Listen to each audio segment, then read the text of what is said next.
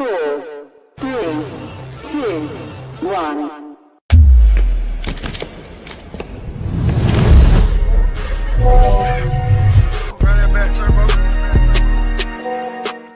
Hey, what?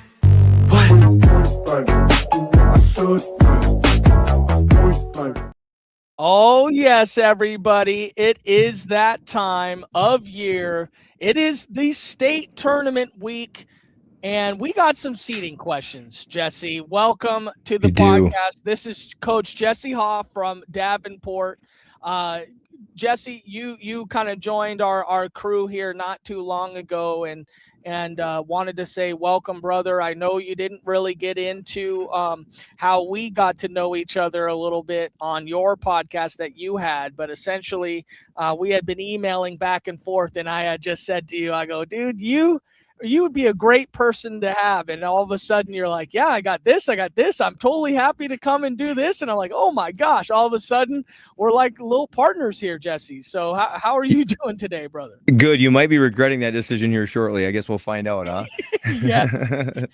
We wanted to get on, man, because we had the coaches seating meeting last night, and it seems like most coaches, and I'm not speaking for everybody, but I know I'm definitely one of these that had to have a one-on-one with Alfi about, just about how dumb I am in understanding it.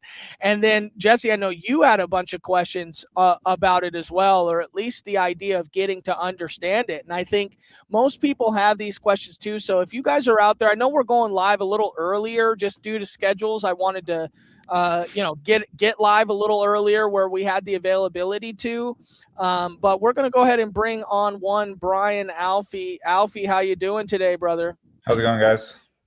Hey man, we're doing pretty good. Congratulations on your team and guys heading to state, and we wish you guys a great state tournament. But I didn't want to bring you on like as a seating expert per se, because I didn't want the annihilators to have a face for all the hate, But Alfi, you're definitely one that I go to for a lot of helpful parts of understanding this, and so I felt you were a guy that I could reach out to and ask if you wanted to come on. So thank you, and sorry for the barrage of hate that may be coming your way after this. I don't know if it is.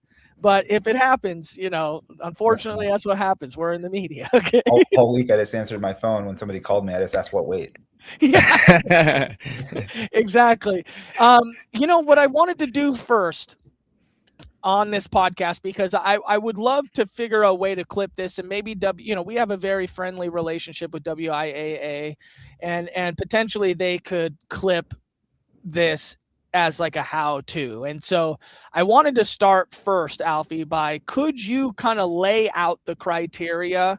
Like what is the criteria first, and how do they determine what questions are being asked when we get to kid versus kid, and before we kind of get into the specifics? I think you got to go all the way back to the beginning. You can't think about the way that you think about wrestling and seating in the conventional sense. So oftentimes you have a criteria and you're placing kids in a bracket by criteria. Everybody thinks about that framework. We don't get outside of that. There's not a tournament that we don't do that at. But we have a lot of people coming together, and we don't have any humans involved, so we're just creating a computer system. So this is not a criteria to place you in the bracket. You have to start there. What this is you have a point system. So every single wrestler goes and has a micro debate with every single wrestler in the bracket. If you're in 4A and you have 32 people, the max points you can score is 31. Think of a giant cocktail mixer. You go ask every single person the criteria in that instance, but it doesn't apply to the overall bracket. It only applies to your point total. So if you go through those criteria when you're asking, let's say that you're on wrestler number 1 and you're asking wrestler number 1, do I beat this wrestler? He might be a state champ, and that's criteria 3. So it goes head to head. You beat him head to head, nothing else matters. You get that 1 point. You just get a point. At the end, you're going to go through all these conversations. If you go head to head, then common opponent. There's some people that have asked, well, why is common opponent in there? Well, let's say that Matt's kid beat my kid. Happens a lot. Jesse and Matt are in the same district tournament. Just joking. Well, if we were in that tournament, we would seed it that way. So common opponent is an implied seeding argument. So it works in that way where other states did this. We adopted this from Idaho. That's their first two criteria. So then if you don't have any common opponents, you don't have any previously, you didn't have any head-to-heads, you don't have any common opponents, neither wrestler placed at state, well, the next thing you go to is, were you the district champ? Did you win your district? For intensive purposes, winning your district is actually a pretty powerful thing. It's similar to taking ninth in state. Ninth in state doesn't exist, but if you win your district tournament, it's the next thing below eighth in state the previous year. So ninth in state is a pretty big thing, but it's just the district qualifier, or winning the district qualifier. If those don't happen, then you go to overall wins. Idaho had win percentage. We went to overall wins because we didn't want to be punitive if a kid lost. So Idaho would have a problem where a JV kid goes 10-2 on a soft varsity record, and you have a kid with a 20, 25, and 10. Well, now that kid with the 10-2 record is going to be higher because of win percentage. We want to reward kids for wrestling more matches, and the conversation we had is there's an implied win percentage because you have a limit of 45 matches. So the next criteria is overall wins. And that's going to break most ties. It really is. And if we don't have that there, then we go to how many wins you had at the previous state tournament. Pretty rare for that one to come up. If they did indeed tie at everything, and you can't determine which person won that matrix, they're tied all the way down, didn't wrestle each other, wasn't a state place, or maybe they're 0-0, or whatever the circumstance is, you're awarded half a point. So all you're doing is you're going through and you're having a micro debate with everybody in the bracket. How many points do I get? And then you come back after you've had those conversations with the 31 other wrestlers, and we rank your scores. Your points go, you got 31 points, you got a perfect score. You're the 1 seed. And depending on what the next highest point total is, that'll be the 2 seed, and downward and downward. So most people don't understand this idea of, when you're kind of going through this criteria, this is not like a general criteria for everybody. So like if you, let's say you're, like you mentioned, a 32 person bracket, and you're the 32nd rank, let's say you're ranked or seated 32nd or whatever. You're like, well, I have a head-to-head win against the person who is seated 8th. Well, that means I should be seated 7th. No, that's not what this state criteria is trying to explain. Everybody singularly in that bracket, so all 32 people, use this criteria against the other 31 competitors in the bracket. So if they had, number 1 was head-to-head. If they had a head-to-head matchup, the 32 seed did have that head-to-head over 8. In that specific, kind of parallel between the person wrestling 32 and the person seated 32 and the person seated 8, that point will then go to the 32nd seed. But let's say the 8th seed beat literally everybody else in the bracket, or, however that ended up fleshing out. They would end up accruing more criteria points than the person seated 32nd. And that's where I think people get a little bit. Hard. It's super hard because what just happened recently at districts, you might have won. You might have won a match. And you think, well, I beat that kid the week before, so I should be ahead of that kid. That's a very natural thought process, especially when you're thinking about criteria. We're not placing wrestlers in the bracket by criteria. We're placing them in the bracket by points, and the subtle difference is they get their points from the criteria. But you just don't get a steal. If the kid won a state title the year before and you threw him at head and arm, and you're 20-10 on the season, it does not mean that you're the 1 seed now. You don't, just because head-to-heads are top criteria to set points, it doesn't mean that you get to leapfrog the 4 other people because you have that one head-to-head win. That's not how it is. And it's difficult sometimes with the way the points shake out, but you lost other micro arguments along the way. There's some kid that beat somebody that beat you, or you lost a head-to-head to somebody down there that nicked you a point. And when you're looking at the 1, 2, 3, 4, and 5 seeds, it's really tough. And it's not there's no humans involved, so there's no seating committee. So it's just hard math, and it's just the track formula. And it's not as if we created it. We adopted, we interviewed, and we adopted. So this is a state system that multiple states had. Jesse had on the Wisconsin guy the other night, and they have a very similar system. Yeah. So Jesse, do you have any questions off the rip as a coach? Because I know that you were with me kind of looking at how many questions were coming through. in the chat last night for us head coaches about the seating meeting. But, you know, I just think that most people don't understand that head-to-heads, I mean, that seemed to be 90% of the conversation. Yeah, I think that people struggle to wrap their head around, to Brian's point, exactly. Like, hey, I beat this kid last week or whatever. But yeah, you pin him in a headlock and he beat 10 different people that have beaten you. So he's getting those points over those guys, right? And you shouldn't be seated higher than him because you're just not better than him, I don't think. I think that was a good point by Brian for sure. Where another spot talking to coaches where I think they're really struggling is the district champ, where that falls in the criteria line. I know Matt talking to you, it sounds like it maybe help you a little bit, but from what I'm getting from other coaches is actually they're feeling like it's hurting them more. That and then Brian kind of touched on it, the feeling like the overall wins was more important than winning percentage. And Brian, is that something the coaches voted on maybe last year or something, and that's how we got to that, or that was just through it? We interviewed multiple people, and Idaho said that that's a pretty big hole for them. And if you wrestle a tough schedule and you do win percentage, you're going to get punished. If you do overall wins and you went out and got your kids 45 matches, you're going to get rewarded. So do you want to reward the coach that the kid went 10-0, or do you want to reward the coach that his kid went 30-10 with your criteria?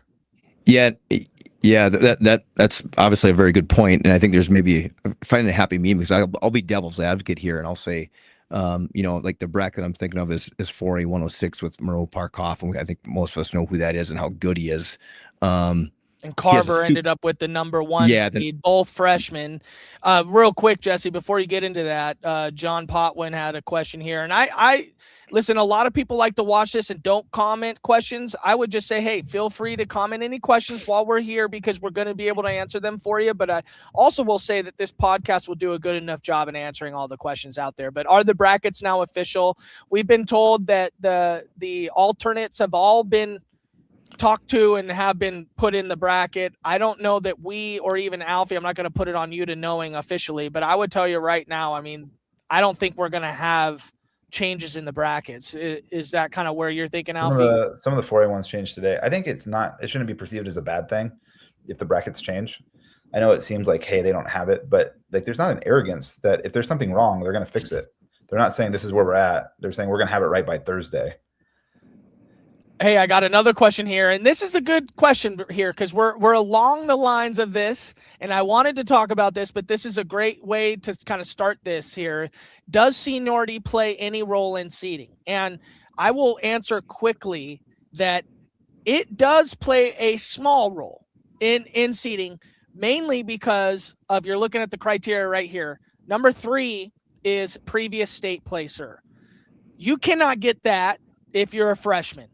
Right. And so obviously freshmen are going to lose that previous state placer criteria point, but greatly enough, they have the opportunity to get head-to-heads. And then they also have the opportunity to have wins over common opponents against other people in the bracket as well. So correct me if I'm wrong, Alfi. Yes. No, that's accurate. And then it doesn't discriminate. So we don't go back more than 1 year state placement. So you have previous state champs that may have been hurt last year. That hurts them. Like an example, there's a 3A bracket. There's a returning state champ with 17 wins, and there's a returning state champ with 43 wins, and both won their districts. Well, the kid that got the 1 seed is the one with 43 wins. But the kid that got the 2 seed is a 3-time state champ who beat him 2 years ago in the finals. So there's some weirdness with it. It doesn't mean that, like from a computer looking at it, I have a returning state champ with 43 wins. I'm going to put that kid 1. That kid had a better season, arguably. It doesn't mean he's a better kid. But what the system does is it does a good job of separating the best kids. Is it always going to give us the best finals matches? I don't know. That was a good argument that a lot of people. So John decided to use this time to ask another quick question. Prediction for Bryson, Dolly, Ryder, Owen. Assuming that's how it goes, I'm going to pick Ryder Owen right now. I mean, Dolly has taken some L's this year. I love both kids. A lot. I really like them a lot, but Ryder Owen right now is on a different level right now. And then Chupa, this is literally what I think you were talking about the 3A 126 bracket, right? Where Jesus Yeah, that's Soto what I'm got referencing. number It's just one. because it's just a math problem. There's no humans involved, and there's no emotion. There's no opinions. Like Cesar, yeah, he has 17. He has 17 wins, and we don't go beyond because it creates other holes. So for everything you pull at, every string you pull at, it's going to create other impacts. Last year we had kids that took third in state and might not have had a great season. They didn't place at state the next year. They were seeded really highly. If you go back 2 years and you include that, you have the 106 that all of a sudden he doesn't place again because now he's at 126 or a higher weight, or they're just not the same wrestler that they were. Well, and then it also impacts the freshmen and sophomores that didn't have the opportunity to do that the previous years. So when you go further back, you're robbing Peter to pay Paul. So you might have fixed that situation, that one specifically, but you would create other issues where state placement is such a powerful criterion. So for instance, I have a buddy, his kid's a defending state champ, and he didn't get that many matches this year. Well, he's not getting beat by anybody in the criteria unless he lost. No one's beating him in head-to-head, and no one's beating him common opponent. When you get to criteria 3, you're a defending state champ. That kid's the 1 seed.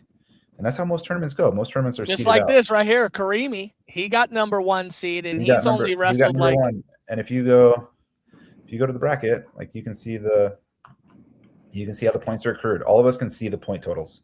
Yeah, and I will go through this in just a second too. And guys, just so you know, I have a secret podcast that's coming out directly after this one where Jesse and I are going to do a bracket madness.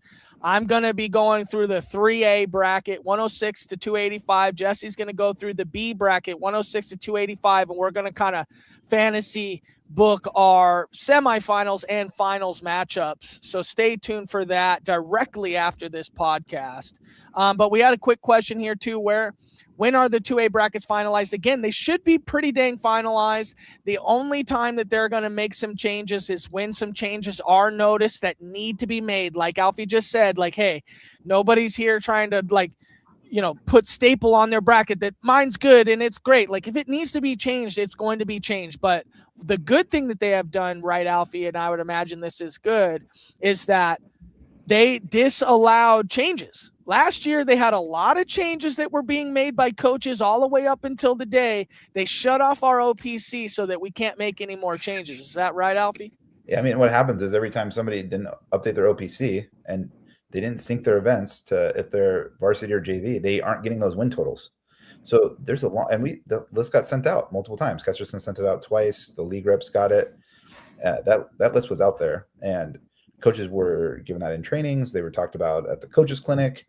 There was a ton of messaging about getting this in. It was a huge point.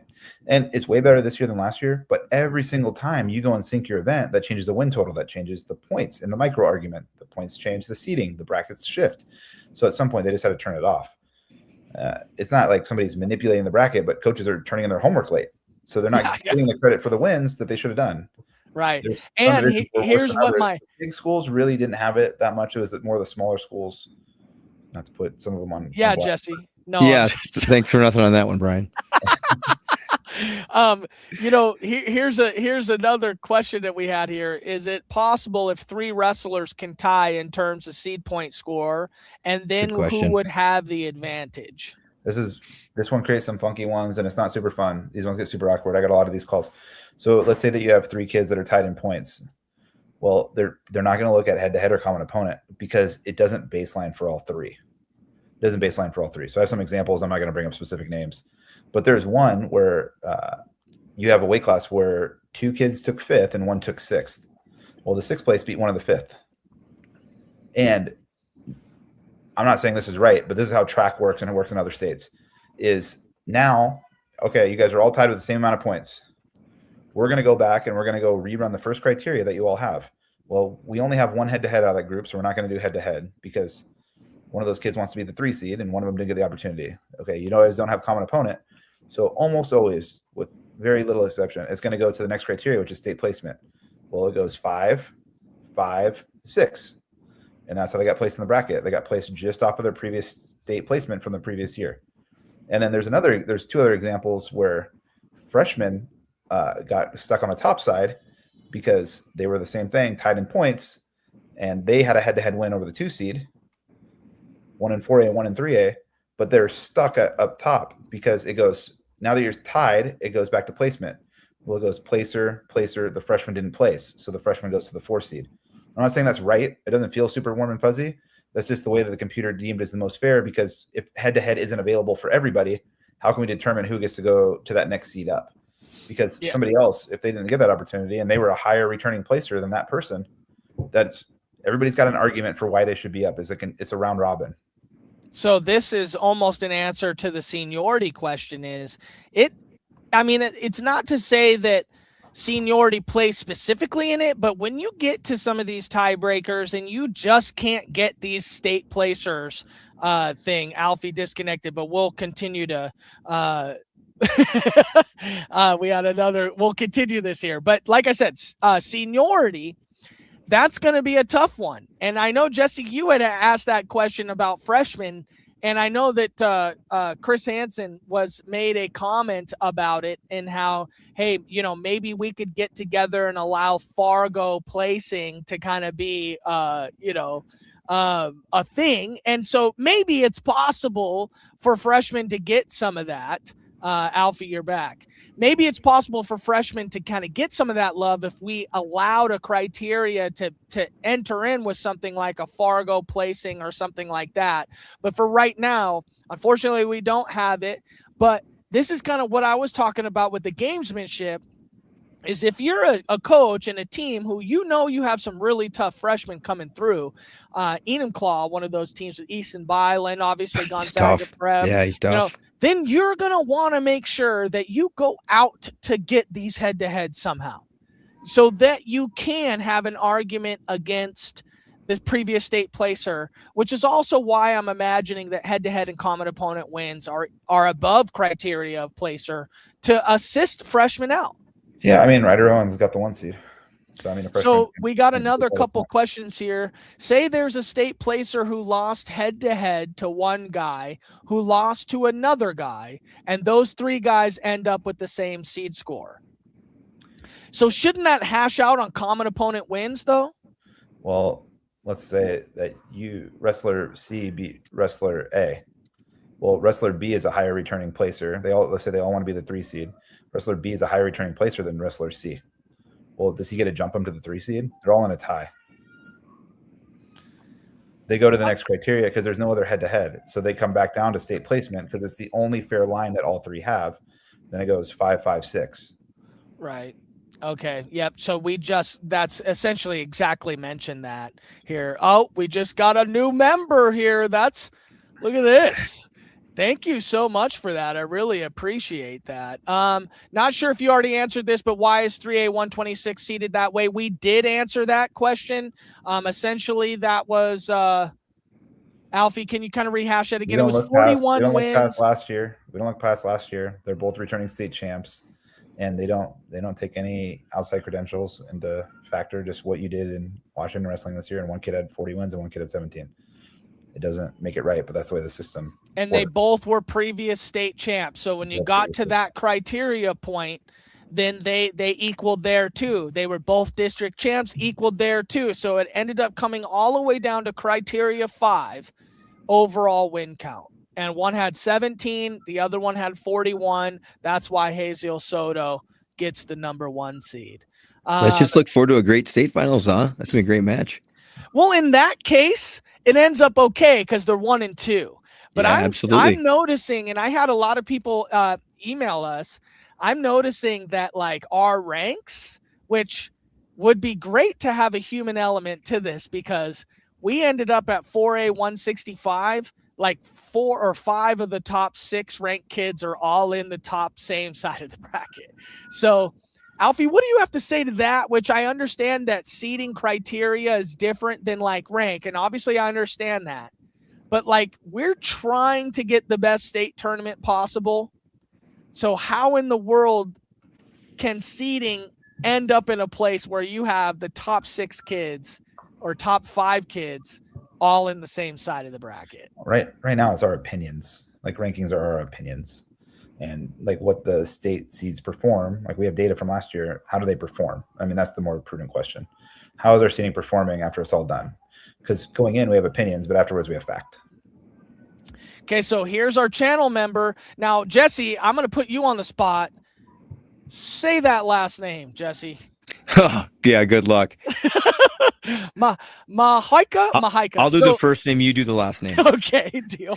Hey, Alfie, I think this is a good point for me to maybe show how we can actually see the criteria here. If you give me a second, I'm going to go to Track Wrestling here, and then I'm going to share my screen. Thank you again for being a new member. Basically, it seems like it's your son that you're asking about, which is also who the weight class I just mentioned. Alfie, is we have 5 of the top 6 ranked kids in the top side of the bracket at 4A 165. So give me a second here. I'm going to share my screen, and we're going to let's see here. We're going to figure this out here. Okay, Alfie, can you see that? Yeah. All right, so this is how you're going to essentially figure this out. Okay, so go to trackwrestling.com on a computer. Okay. This is the easiest way for us to do this here. Let me take this banner off here. Okay, and then you're going to go to Events Classic right here. Okay, so right here, you're going to click Events Classic, search events. My favorite way is just clicking Tacoma here. And here's the Mac Classic right here for this weekend. So you're going to click this. Now, this spot right here, this is where a lot of people make a mistake. They hit enter right here. It's going to go right to flow. You click this viewer and you hit Viewer Classic. Enter. When you do that, it's going to take you to the traditional system here. Okay. And then you're going to go up top here and you're going to hit weights. Once you hit weights, this comment was about 4A 165. So we're going to go and we're going to click 4A 165, which gives us all the kids and all the seeds. And right here at the top, you're going to see seeds right here. Boom. And this, Alfie, can you describe this for us here? Leanne and those guys have a button they can hit, and it runs a simulation for everybody's, the micro argument with every single wrestler in the bracket, and it comes back and gives you your point total. It doesn't specifically look after the point total, did you land next to somebody you beat head to head? It just looks at how many points you got against everybody. All 31. You got to be strong all the way through. So like at this weight, for instance, you just pulled up, you have Trey Haynes with 31 points. He's a returning state champ with 37 wins. Probably didn't lose to anybody in the bracket. And you can see all the way down to the wrestler being mentioned from Wenatchee. He's got 23 points. So it goes 31 points, 30 points, 28. We have a tie, 28 and 28. I actually talked to that coach. Those guys wrestled. That's how that tie broke. So because they wrestled this season, True got the 3 seed. Yeah. And I literally, when I watched that match happen, and I was like, Bryce Rowland just got pinned and it was at gut check. And I was thinking to myself, that's going to make a seeding issue right here. And there it is. That's exactly how it happens. Now, Bryce Rowland ends up on Trey Haynes' side of the bracket, and looking at the bracket, perceivably, he would end up wrestling him in the semis. All off of somewhere at the gut check tournament, one match, kind of decides the entirety of it. And then again, you say, so, we mentioned that it didn't seem like the numbers are adding correctly. Well, right here, it really does. I mean, it'll let you know right there, record wins, right? So Michael, the one you're asking about, is 33 wins. So even if you were to go head to head against a lot of these wrestlers, and if it seeded all the way down to just total wins criteria, he would lose. Trey's got 37, Zach's got 37, you got 32 right here, which ends up, okay, he might had the criteria hash out to total wins. He would actually have gotten a point over Bryson True right there, had they not had any head-to-heads, or had they not. And then, Alfie, can you talk about the common opponent? It depends if they have common opponents, which exactly. We don't see. So and depends as you come down, Bryson won districts and Michael did or not, then it goes down to those criteria. You might have criteria that hit before overall wins. The WIA is not trying to hide this on how the points are accrued, but there's 3,700 names, and when you go in there, you have to click on every name and then go through all 31. So you have unlimited names and unlimited. It's just, I guess it's not unlimited, but it's a lot of work to go through. And then if the brackets are changing, you can't just publish it. They would like to open source it if they could. They just don't have control. Right. They're not trying to gatekeep or anything like that. What you do have is you can see the point total, and then you just gotta kind of know track's doing its thing. At the district tournament, I showed my coaches that even if they have the wrong record in, we showed this to our coaches. They could have the wrong record. They could pull their JV record in when they pull out of OPC and they send in the district tournament, or they could just lie about the record. But when you go back and look at track has the accurate number. Track has the real number. So in our district tournament, for instance, we had a kid that was showing at 14 and 11, but when he went back and clicked on the back end on track in the criteria, he was 6 and 8. He was 6 and 8 in varsity events. The coach had just pulled their entire record in. So in that way, track you can't lie about your record anymore. Track knows. Yeah, we got this question right here. How does dropping a weight class for the state tournament affect seeding if you wrestled at a different weight class the entire season, or does it affect it at all? It does. It does affect. I mean, it doesn't affect in the sense that like it's going to help. It's, in my opinion, if you're not getting these head-to-heads at the weight class, Alfi, how can you help yourself? So if you're going to start heavy and not see any of these kids until that may be at 65 or, for 75, 65 in this, example right here, if you wrestled 75 all year and all these kids wrestled 65, you're not going to have any head-to-heads against them. You're not going to have as many you're not going to have as many opportunities, but they don't have opportunities against you either. So it cuts both ways. Exactly. Yep. This is kind of 6 one way, half dozen the other. So if you were like a state placer and you came down, actually my son did that, and it didn't really affect him at all because there was no head to head, and then it got to his fact he was a state place winner, so he was still seated high based off of that. Yeah. Great.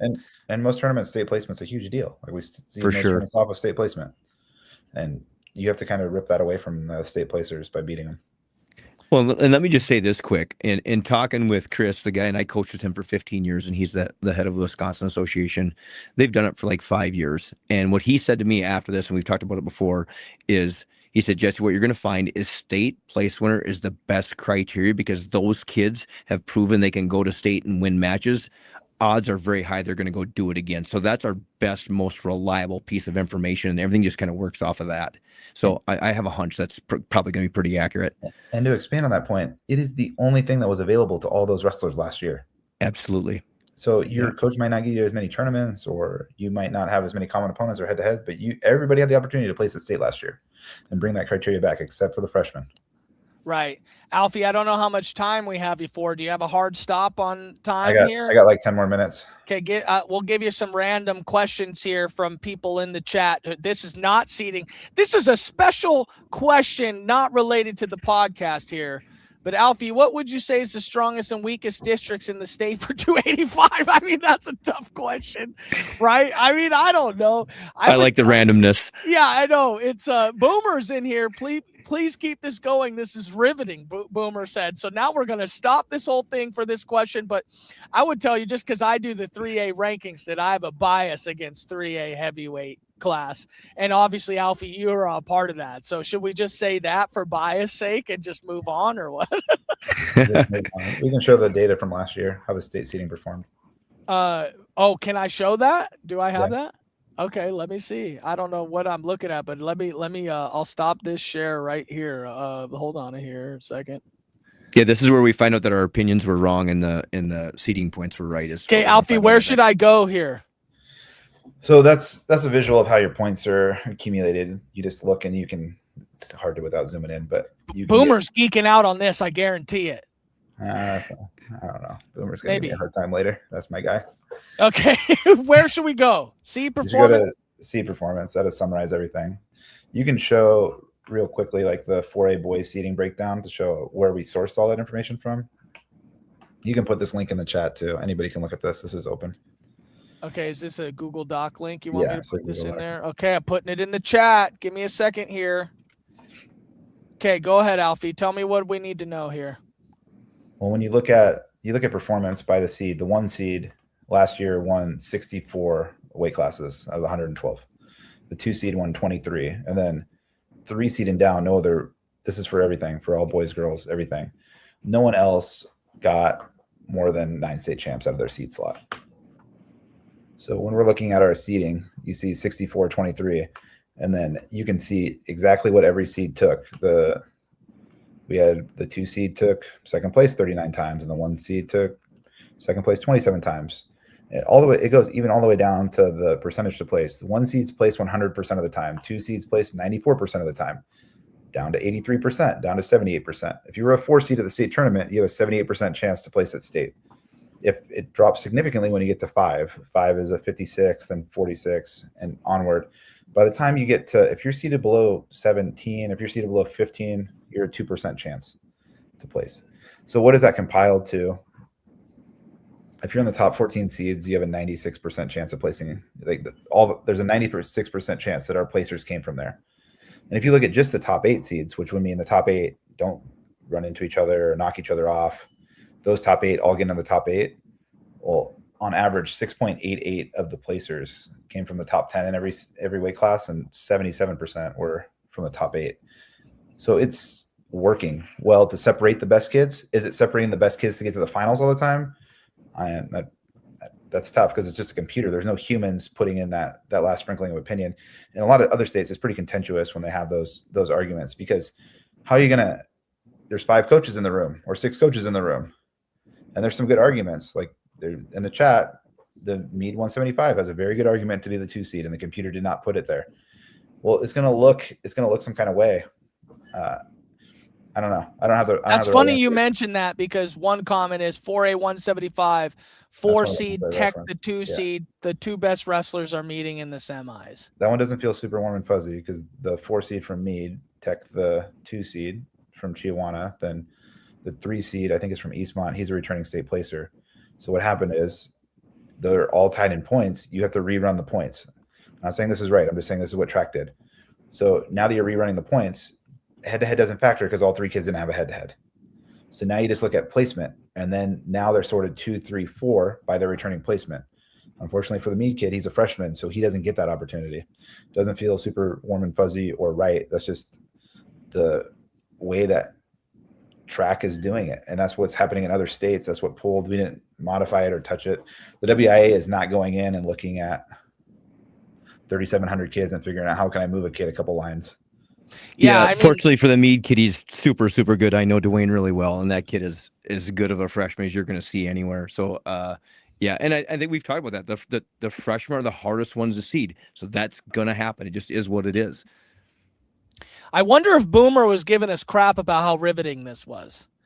Boomer, I need a comment. Are you actually saying that because you enjoyed, or were you clowning on us? That's what I want to know. But what I was going to ask is, we got this question here. Hardest division to win a state title in. A lot of people were arguing hard for 2A last year. Do you think it's still 2A this year, Alfi, or are we moving that? I'm just how the seeds are compiled guy. I'm not. Oh, damn.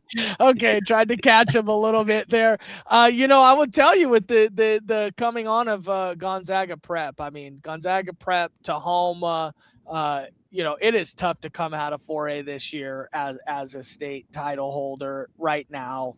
I think 4A myself. Jesse, do you have an argument there? I mean, we're the media. We can answer these questions. Yeah, for sure. And Mead has got so much depth. They're so good as well.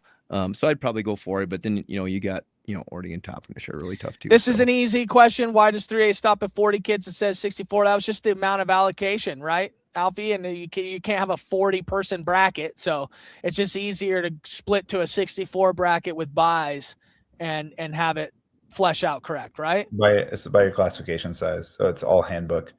So that's why the girls split. The girls split. This handbook said you have this many teams meet team definition, and there you go. Here's Boomer. He said 4A, always 4A, of course, and he could listen to bracketing all day. Well, just to let you know, unfortunately, Sam does not have time to talk about the 4A brackets, but just after this podcast, Jesse and I are going to be going live talking 3A and B boys bracket madness. We're going to do what the president does, and we're going to talk about who we think is going to get through here. And then but Orting and Toppenish, though. Yeah, we get it. Unrelated, congrats to Alfie for being nominated 3A Coach of the Year by Devin Rose, our guy. Congrats, especially a spreadsheet from Brian. Is Alfie, do you want me to click through this spreadsheet any further so we can have you geek out a little more on this? Or you can show how the tabs were compiled. We just grabbed every seed, how every seed performed, what number. So if you click what do you want to go 4A boys right here? Yeah, so you can see if it was red, they didn't place, green, they placed. And you got to remember, last year some of the coaches didn't put in their seating information. That's true. Yeah, Look at this. Year one, right? That accuracy in year one. That's amazing. Look at 3A breakdown. Kennewick's my guy. I like Armando, but he didn't put in his seating information last year, and you can see they had 5 state placers coming out of. What in the world is this? Look at this. Yeah, so that's what happens if one team doesn't put their seating information in. Those kids didn't get seated correctly. They still wrestled through the bracket and found a way, but. But they were good kids. Look, 26 seed out here. Yeah, and year two, this is going to be much better because most people knew how to do it, and the list was pretty small, albeit not 0. So you had people still going in and trying to sync their events to varsity or JV that didn't do it. Yeah, we got a comment from this guy. I do like it. Just sus on the freshmen when you have real head-to-heads. Yeah, you do. But again, criteria, against everybody. I mean, you head-to-heads are a part of it, and only if that freshman has head-to-heads against every single person and wins will he end up winning those criteria points, right? So, I mean, obviously not getting those head-to-heads. Alfie, let's actually talk about that because that is something that I kind of in the arguments almost within the podcast group that we were talking about is it seems like this system, and again, I love WIAA, so I'm not trashing on them at all. This is track. This is an easy way to do it. Who else does this way, Alfie? Idaho, or what'd you say? Idaho, Wisconsin, a lot of states do. And then recently Oregon interviewed multiple states and adopted our format. And so essentially this isn't WIAA. This has nothing to do with them. There's multiple states running this type of criteria, but it does seem like it penalizes you for leaving the state to get tough competition, especially if you're going to be losing these matches by chance. So hold on. Just thinking about it from a coach's point of view, let's say I take my kid who's not a state placer 1 through 8, and I take him 100% out to Idaho or regional tournaments all year long, and he ends up with a record of 11-12. He's not going to be looked at very well in these criteria points. If there's a bunch of state placers in the bracket, but he's definitely better than, but he's never got a chance to wrestle. If you have 11 wins, I mean, that's the thing. It's like, you're not getting punished if you lose tough matches. You're getting rewarded if you win matches, but you're not getting punished if you lose matches. You go lose to a kid that doesn't lose to anybody else, you're not going to lose a common opponent to that guy. And that kid's probably going to beat you head to head anyways. So you're not really losing that opportunity when you wrestle tough matches. It's just a win total. Now, if you lose to somebody that goes out and loses a bunch of matches, that can hurt you, especially if they're wrestling a lot in there. But then you're losing to a lesser kid, and we're just getting more data. We're getting more cross-pollination. We're getting more A beat B, B beat C. We're getting more of that to help populate. But you're not losing any opportunities if you lose a match in that way. The only thing you can lose is common opponent. If you lose to a really good kid and you're wrestling a tough schedule, you're not going to be punished for that. You only have a limited opportunity. You have 45 matches. You have 46 if you get a foundation game. And some people can go over if you do have forfeits. Forfeits count towards your win total, but don't count towards your match count. So you have an implied cap of 45. You get a foundation game and a couple forfeits. Maybe it's a little bit above. And then it comes down to how do you want to build your schedule? Do you really want to put 50 matches on your kids and have them healthy in February? Well, another thing is, or do you want to go find all the kids that might be in your bracket from seed 9 down and just go wrestle them all, or go wrestle all the 4th placers in districts, right? I mean, who's going to maybe end up there and you end up having those? You might only chase 1 point. That's true. But I mean, at least you have, maybe you have 16 points in the bracket that are just coming to you. I mean, you got to find all those matches and wrestle locally, and they got to be at the right weight. And it's more difficult than I think people realize to find them. I think that there was a big push this year from a lot of people. Like Tahoma had a 4A only event, and we had our state dual tournament where we have a lot more head to head. And that was Boomer, by the way. Yep. I'll say this to the record, and again, kind of devil's advocate. Yes. you got a kid that is going on the front side of these tournaments, winning championships, and he has less matches, less wins, less opportunities for wins, or you have a kid who, and again, this is a perfect example. Carver Peasley lost first round at gut check and came back and won 9 or 10 matches in a row to get third. Well, Moreau went and got 4 wins on the front side. Carver got 10 on the back. He's getting a lot more wins, obviously, in that scenario. So I think there's got to be something figured out. I think a 29-1 wrestler is better than a 30-14 wrestler 100% of the time. Yeah, that's accurate. But there's also an implied cap. So it's not as if he couldn't have got a few more matches. He has a 45 match count. And it is difficult. I'm a coach too, and it's hard. Entry fees are almost $500 everywhere you go now.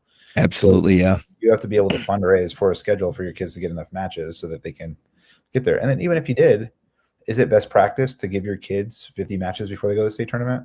It's a lot more wear and tear on them too. So that might not be the best way to structure your lineup, especially because if you have state placement or you won your district tournament, it's not getting down to overall wins. Correct. Yep. This is, again, only going back to where it's really affecting freshmen more than anything, for sure. Yeah. And like they're going and fighting those head-to-heads. So like Ryder Owen, for instance, he was in a tough part of the state. So a lot of those matches were sourced for him. And he had a high win total, but he didn't have the highest win total.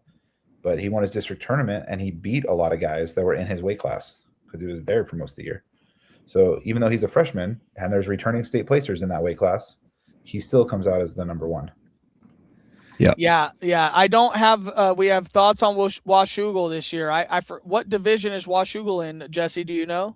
It's not a D, is it? They're not on my side of the state, but I think they might be with me. I think. Okay, well then here you go. What do you think?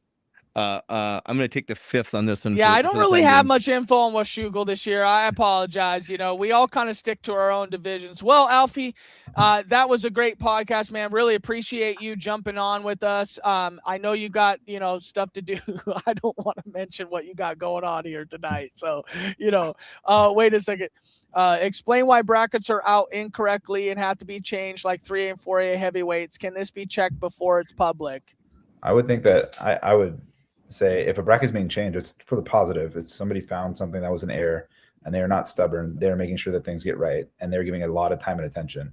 It'd be really easy for them to say, hey, we sent it out. This is what it is. Like, we're going to roll with this. But that's not their spirit. They're trying to do everything they can to put effort in for kids and work hard to make sure they get things right. And we have a good crew of human beings up there at WIA that are putting in extra effort to make sure our brackets perform well. And when we go look at our data, like we look at our data from last year, you go look at that overall summary, man, it was pretty darn accurate. Did it get the right kids in the finals every time? I don't think you can say that. I don't think you can say that every single time it's going to get the right kids in the finals. But when you look at that, it is putting the right kids in the top seeds. The right kids in the top seeds. You had, or not asked, but we had the Wisconsin guy on and they were 90% accurate or whatever. What was our accuracy measurement there? Well, they're 90% accurate, but they place in the top 6. They have a 14-man bracket. So, and the 1 and 2 seeds get a bye. So, and then they don't wrestle all the way back. So if your 1 seed gets a bye and he goes 1 and 2, he's still in the placement. Where we have larger brackets and we're in our top 12 seeds, we're still finding 92% of our kids place. We have 92% going into 8. They have 90% of 8 going into 6. So relatively the same. If you're in the top 12, that's where 92% of the state placers are going to come from. If you're in the top 10, that's where 86% of the state placers are going to come from. There's a high likelihood with a high seed. And you can go down and break down. If you're a 1 seed last year, you were 100% likely to place a state. And if you were a 2 seed, there's only 6 that didn't place. And who knows? I mean, it's high school athletics. Anything can happen. That doesn't mean that they were misseeded. Like, kids can get hurt or they can get pinned or, anything can happen. Alfi, this is a last question for you because I feel like this is like a cheap pop for you. But outside of Gut Check and Pat Coast, what would you say is the hardest tournament in the state? Edmonds Invite, man, is definitely got to be up there. We have a tough tournament. We like our tournament. I think we're the oldest or the longest running tournament in the state. So that's pretty cool. There's a lot of history there that we're proud of. There you go. I'm not going to say it is the hardest tournament in the state just because I don't know. Rumble, there's lots of great tournaments out there, but Edmonds Invite's definitely on the list and high on that list. Alfi, anything that you'd like to say before we let you go, brother? Thanks, guys. Appreciate it. That's Thanks it. for coming on, Brian. All right, Alfi, we're going to let you go, brother. We'll see you in a couple days, if not tomorrow. Appreciate you very much. Jesse, that was our guy, Brian Alfi, best of the West at Pasco. Yep. Hammerhead. Yep. Tri-state final. Someone had getting third at Edmonds invite on their the finals card. That's cool. Tri-state's tough, obviously, Yeah, and it's Tri-state's not very held tough. in Washington, but obviously, Washington guys are there. But okay, everybody, just to let you know, Jesse and I are about to end this podcast and start a new one, a surprise pop-up podcast. We're going to call it like Bracket Madness, where Jesse is the respective person for B, and then I am the respective person for 3A boys.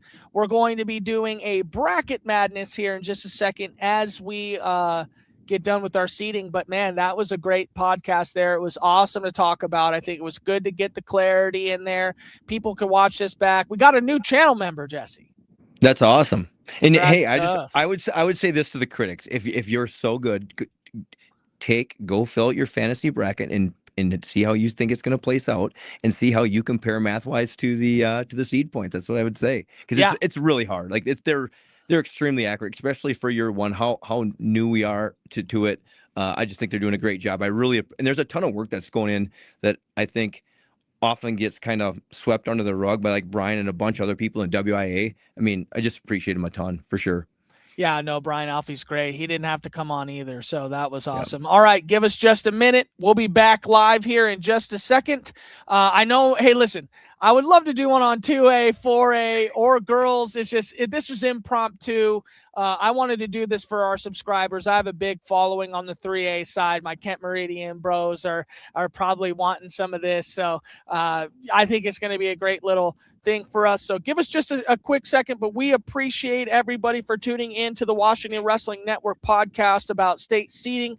Jesse and I will be back here in just a little. 5, 4, 3, 2, 1.